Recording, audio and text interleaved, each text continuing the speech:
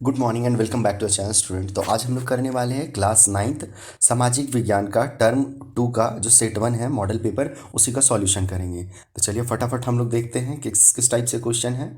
Instruction तो आप लोगों को पता ही है, या तो पढ़ना चाहते हैं तो यहाँ से एक बार पढ़ लीजिएगा इंस्ट्रक्शन। उसके बाद देखिए आपका फर्स्ट क्वेश्चन है, जर्मन संसद का क्या नाम था। तो देखिए जर्मन संसद का नाम ड्यूमा था। ठीक है, जर्मन संसद का नाम ड्यूमा था।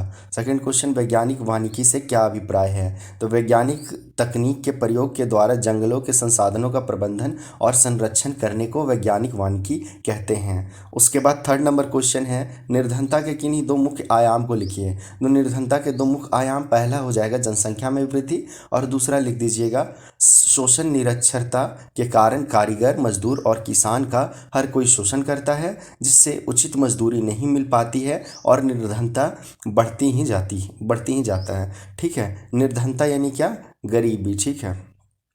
उसके बाद क्वेश्चन नंबर 4, सरकार बफर स्टॉक का निर्माण क्यों करती है। Why does government create buffer stock. तो बफर स्टॉक का इस्तेमाल जो है कमी वाले क्षेत्रों और समाज के गरीब वर्गों में बाजार कीमत से कम कीमत पर अनाज के वितरण के लिए किया जाता है। इस कीमत को निर्गम कीमत भी कहते हैं। यह खराब मौसम में या फिर आपदा काल में अनाज की कमी की समस्या हल करने में भी मदद करता है। मतलब एक तरह का ये स्टॉक होता है जिसमें अनाज रखा जाता है, जब कभी इमरजेंसी पड़े तो वहाँ से निकाल लिया जाता है। चलिए उसके बाद क्वेश्चन नंबर 5 देखिए, अधिकार से आप क्या समझते हैं। बहुत साधारण सा सवाल है। अधिकार, तो सरकार द्वारा प्रत्येक व्यक्ति को कुछ विशेष सुविधा या हक दिया जाता है, जिसे अधिकार कहते हैं। ठीक है। 6 है, मतदाता सूची क्या है। मतदाता सूची उस सूची को कहते हैं जिसमें उन सभी व्यक्तियों के नाम होते हैं जो मतदान कर सकते हैं। ठीक है, अभी झारखंड में इलेक्शन चल रहा है। ऐसे इलेक्शन तो कल ही ख़त्म हो गया, कल मैंने भी वोट दे दिया, तो मतदाता सूची में मेरा भी नाम मिल ही गया था। चलिए अब 7 नंबर क्वेश्चन देखते हैं, भारत में किस प्रकार की जलवायु पाई जाती है। तो भारत में मानसूनी जलवायु पाई जाती है। ठीक है, एकदम डायरेक्ट आंसर है, ज़्यादा उतना सोचना नहीं है। 8 नंबर क्वेश्चन, जर्मनी में नाजीवाद के उदय के क्या कारण थे। तो देखिए जर्मनी में नाजीवाद के उदय के मुख्य कारण हैं, जैसे जर्मनी की आर्थिक मंदी हुई, उसके बाद वाइमर गणतंत्र की असफलता, फिर साम्यवाद का डर, यहूदियों की विरोधी नीति, फिर जर्मनी के संविधान की कमियां और हिटलर का व्यक्तित्व। ये सभी कारण थे जिससे जर्मनी में नाजीवाद का उदय हुआ। ठीक है, अगर यही क्वेश्चन को आपको लॉन्ग टाइप में पूछ दिया जाएगा तो इसमें जो भी पॉइंट है, मान लीजिए 5 मार्क्स का क्वेश्चन में पूछा तो 5 पॉइंट को डिफाइन कर दीजिएगा, इस इजीली आपका आंसर हो जाएगा। अब नेक्स्ट क्वेश्चन देखिए, बस्तर के लोगों ने अंग्रेजों के विरुद्ध विद्रोह क्यों किया। तो बस्तर में आदिवासियों ने ब्रिटिश शासन के विरुद्ध 1859 में साल के वृक्षों को बचाने के लिए विद्रोह किया था, जिसे कोई विद्रोह के नाम से जाना जाता है। ठीक है, विद्रोह का ही नाम है कोई। बस्तर में आदिवासी जनजीवन पूर्णतः वनों एवं उससे मिलने वाले वनोपज, ठीक है, वनोपज यानी वन से उपजा हुआ चीज पर ही आधारित है। वन और आदिवासी का अटूट गठबंधन या संबंध भी बोल सकते हैं, हजारों साल पुराना है। वनों के लिए आदिवासी जान भी दे सकते हैं और जान ले भी सकते हैं। इस प्रकार वनों को बचाने के लिए बस्तर के लोगों ने अंग्रेजों के विरुद्ध विद्रोह किया। अब 10 नंबर क्वेश्चन देख लीजिए, भारत में निर्धनता रेखा का आकलन किस प्रकार किया जाता है, या फिर ऐसे भी आ सकता है गरीबी रेखा का आकलन किस प्रकार किया जा सकता है। तो गरीबी रेखा का आकलन करने का देखिए बहुत निम्न प्रकार है।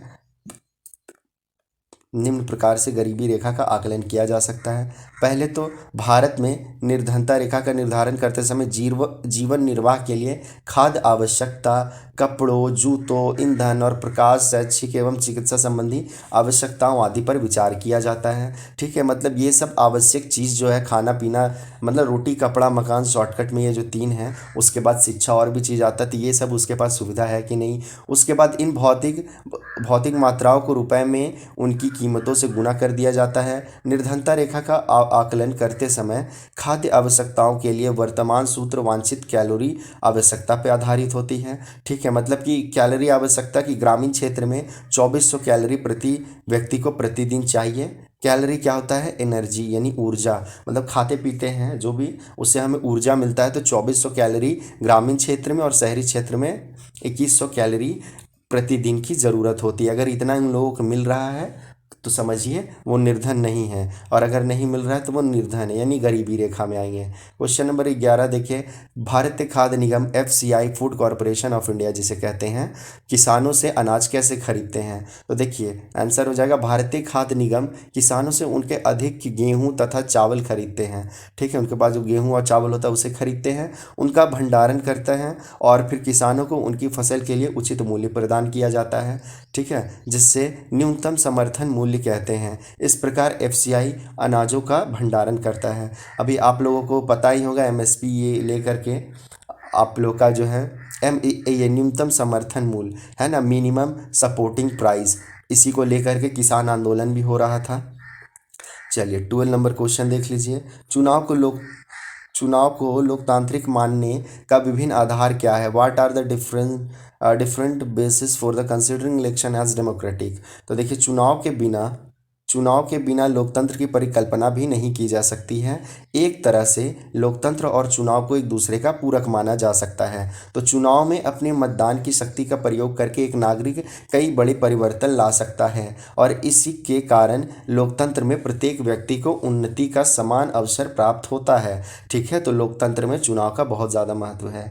मतलब कोई भी डेमोक्रेटिक कंट्री है, एक लोकतंत्र कंट्री है, राज्य मतलब देश है, तो वहाँ चुनाव होना बहुत ज़रूरी है। चुनाव होगा तभी तो हम अपने मनपसंद के नेता को चुन सकेंगे जो हम लोगों का सही काम कर सके।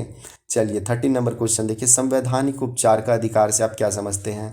आप लोग पढ़े ही होंगे, तो मौलिक अधिकार के अंतर्गत संवैधानिक उपचार का भी अधिकार है भारतीय संविधान में। तो संवैधानिक उपचार का अधिकार जो होता है, संविधान द्वारा नागरिकों को दिया गया वह अधिकार है जिसके तहत वह अपने मौलिक अधिकारों के उल्लंघन की स्थिति में सीधे उच्च न्यायालय या सर्वोच्च न्यायालय जा सकता है। मतलब अगर किसी का जो भी मौलिक अधिकार है, जैसे राइट टू एजुकेशन, शिक्षा का अधिकार, फ्रीडम ऑफ स्पीच, बोलने का अधिकार, जो भी है इस तरह का अधिकार जो भी मिला हुआ है, अगर उसका अधिकार का उल्लंघन हो रहा है, यानी उसको अधिकार नहीं मिल रहा है, तो उच्च न्यायालय या सर्वोच्च न्यायालय, हाईकोर्ट या सुप्रीम कोर्ट में जा सकता है और इससे रिलेटेड कंप्लेन कर सकता है।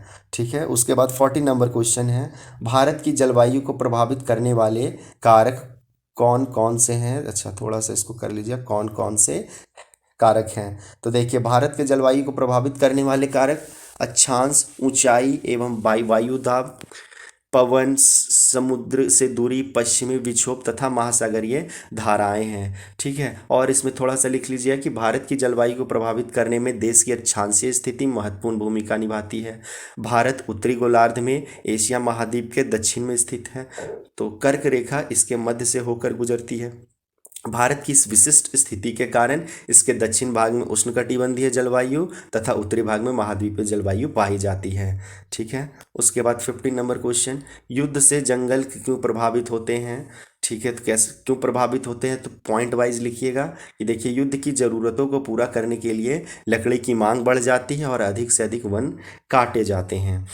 एक पॉइंट हो गया। सेकेंड पॉइंट में लिख दीजिएगा, युद्ध में विशाल वन क्षेत्र अग्नि के भेंट चढ़ जाते हैं। ठीक है, और थर्ड पॉइंट बना सकते हैं कि युद्ध के समय सरकार लकड़ी के विशाल भंडारे तथा आरा मिलों को स्वयं भी जला डालती है ताकि ये संसाधन शत्रु के हाथ ना लग जाए। इससे स्कॉच अर्थ कहते हैं। ठीक है, स्कॉचर्ड अर्थ यानी भस्म कर भागो नीति कहा कहते हैं।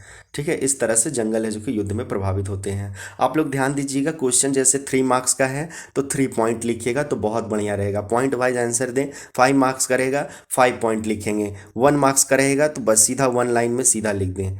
ठीक है, तो आपको अच्छा मार्क्स, पूरा मार्क्स मिलेगा, मार्क्स नहीं कटेगा। कहानी का जैसा लिख दीजिए तो मार्क्स आपका कम भी आ सकता है। अब आ जाइए 16 नंबर, निर्धनता को दूर करने के लिए सरकार द्वारा शुरू किए गए किन्हीं 3 निर्धनता उन्मूलन कार्यक्रमों का वर्णन कीजिए। तो 3 निर्धनता उन्मूलन कार्यक्रम जो है आपका ऐसे करके लिख दीजिएगा, निम्नलिखित है। सबसे पहले आ जाते हैं हम लोग प्रधानमंत्री रोजगार योजना। ठीक है, प्रधानमंत्री रोजगार योजना। तो इस कार्यक्रम को 1933 में आरंभ किया गया और इसका उद्देश्य था ग्रामीण और नगरीय क्षेत्रों में शिक्षित बेरोजगार युवाओं के लिए स्वरोजगार का के अवसर का सृजन करना, ठीक है, सृजित करना, यानी नया जॉब देना, ग्रामीण क्षेत्र हो चाहे वो शहरी क्षेत्र हो, शिक्षित बेरोजगार लोगों के लिए। सेकंड आया था ग्रामीण रोजगार सृजन कार्यक्रम, ठीक है, यह कार्यक्रम 1995 1995 में आरंभ किया गया। इस कार्यक्रम का उद्देश्य था कि ग्रामीण क्षेत्र और छोटे शहरों में स्वरोजगार का अवसर सृजित करना, और 10वीं पंचवर्षीय योजना में इस कार्यक्रम के अंतर्गत 24 लाख नए रोजगार के अवसर सृजित करने का लक्ष्य भी रखा गया था, ठीक है।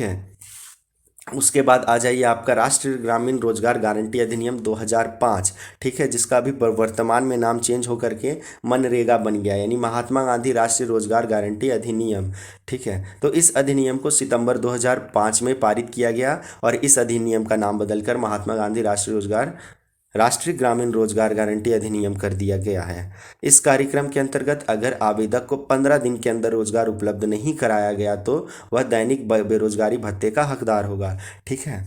तो 15 दिन के अंदर उसे रोजगार प्रदान करवाना है, ठीक है। अब 17 नंबर देखिए, क्वेश्चन है भारत में चुनाव आयोग की भूमिका का वर्णन करें। चुनाव आयोग का क्या क्या भूमिका होता है, तो देखिए पहला भूमिका है कि चुनाव अधिसूचना जारी करने से लेकर नतीजे की घोषणा तक चुनाव प्रक्रिया का संचालन करना, ठीक है, शुरू से लेकर के अंत तक है, जो कि चुनाव आयोग का ही काम होता है। फिर दूसरा, चुनाव आचार संहिता लागू करना तथा उल्लंघन करने वाले उम्मीदवारों और पार्टी को दंडित करना। आपको पता होगा चुनाव जब होने लगता है तो उससे कुछ समय पहले आचार संहिता लग जाता है, यानी उस वक्त कोई भी पार्टी का लोग प्रचार और ये सब कुछ नहीं कर सकता है। अगर ऐसा करते पकड़ा गया तो उसे दंड भी दिया जाता है। फिर तीसरा पॉइंट लिख सकते हैं, चुनाव के दौरान सरकार को दिशा निर्देश मानने का आदेश देना। ये चुनाव आयोग जो है सरकार को भी आदेश देता है चुनाव के वक्त, ठीक है।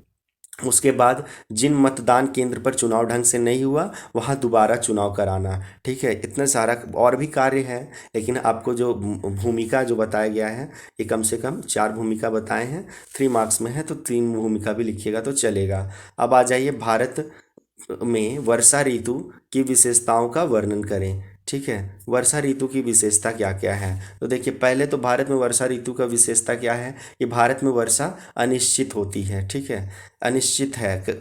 उसके बाद सेकंड पॉइंट लिख सकते हैं, भारत में विभिन्न स्थानों पर प्रति वर्ष प्राप्त होने वाली वर्षा की मात्रा में बहुत परिवर्तन है, ठीक है, प्रति वर्ष हर जगह अलग अलग टाइप का वर्षा होता है। तीसरा पॉइंट लिख सकते हैं, भारत के सभी भागों में एक समान वर्षा नहीं होती है, अलग अलग क्षेत्रों पर प्राप्त होने वाली नहीं की मात्रा में अंतर पाया जाता है। मतलब कह सकते हैं कि कहीं पे बहुत ज़्यादा बारिश है तो कहीं नहीं के बराबर भी बारिश होता है। एग्जाम्पल आप देख सकते हैं, जैसे भारत में सबसे ज़्यादा बारिश कहाँ होता है तो मानसीराम में होता है, और वहीं अगर बात करें सबसे कम बारिश वर्षा कहाँ होती है तो राजस्थान में होती है। तो एक ही देश में देख सकते हैं कितना अंतर पाया जाता है। अब देखिए भारत में होने वाली वर्षा का एक प्रमुख समस्या बाढ़ और सूखा है, ठीक है। तो कहीं ज़्यादा बारिश के कारण बाढ़ आ जाता है तो कहीं सूखा आ जाता है। अभी आप लोगों को पता होगा असम में भी बाढ़ आया हुआ है।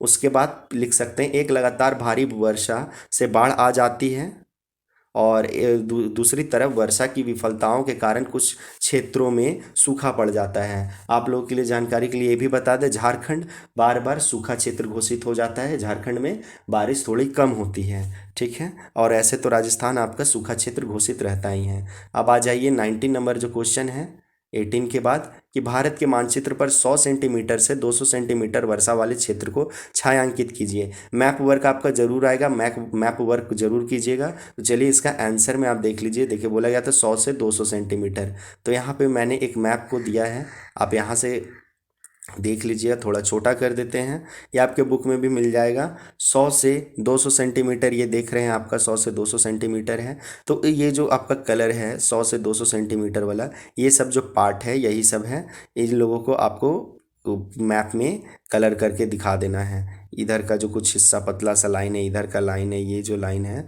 ये सब एरिया में 100 से 200 सेंटीमीटर तक बारिश होता है। तो यहाँ से आप मैप वर्क भी कर लीजिएगा, ठीक है। तो आपका आज सोशल साइंस का भी सॉल्यूशन हो गया है। अब सेट 1 का अब देखते हैं नेक्स्ट जो है उसको करेंगे। तो बस वीडियो अगर आप लोगों को अच्छा लगा हो तो वीडियो को प्लीज़ लाइक ज़रूर करें, साथ ही चैनल को सब्सक्राइब कर दें और अपने फ्रेंड लोगों के पास भी वीडियो को शेयर करें। तो फिर मिलते हैं हम लोग नेक्स्ट वीडियो में, तब तक के लिए बाय एंड टेक केयर।